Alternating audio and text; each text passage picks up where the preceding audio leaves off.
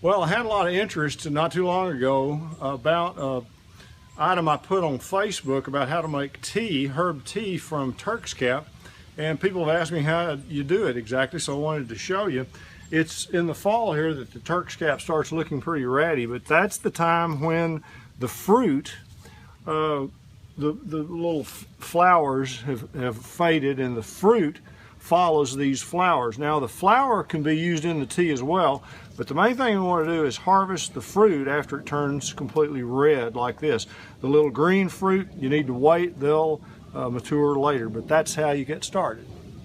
This is about as many of the fruit as I use to make a pot of tea. In fact, you probably don't even need quite that many for a nice pot of herb tea. Next step is to prepare the fruit for the tea, and what I do is simply wash it first, of course, even if it's grown organically, because you don't know what the wild animals and things have been doing to your fruit, so it's always a good idea to wash. What I do is crush the fruit. I leave the seed inside. A spoon works pretty well.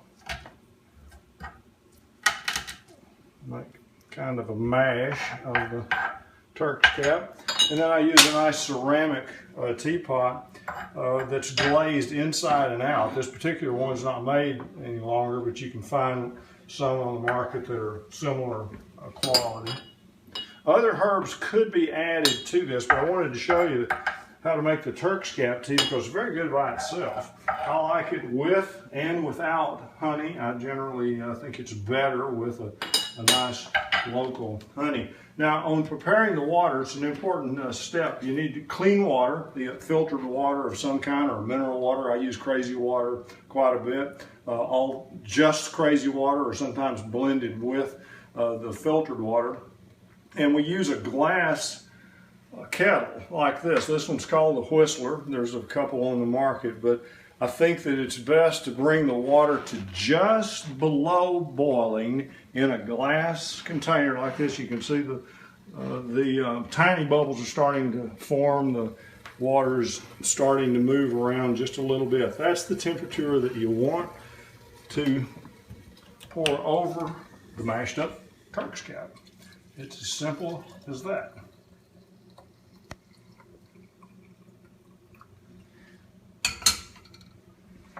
Now, like I said, I like to use a good local honey like the Texas honeybee gill here that we have in the Dallas area, but it's not a good idea to put the honey in right now. Water's too hot.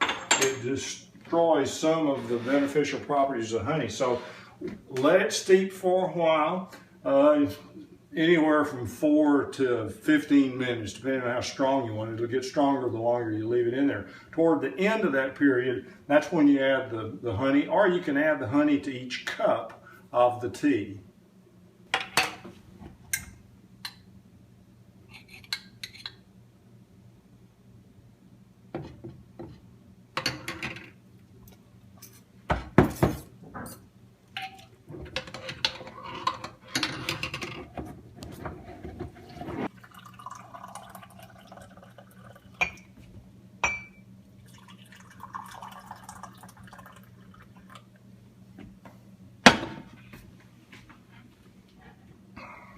See how we did here.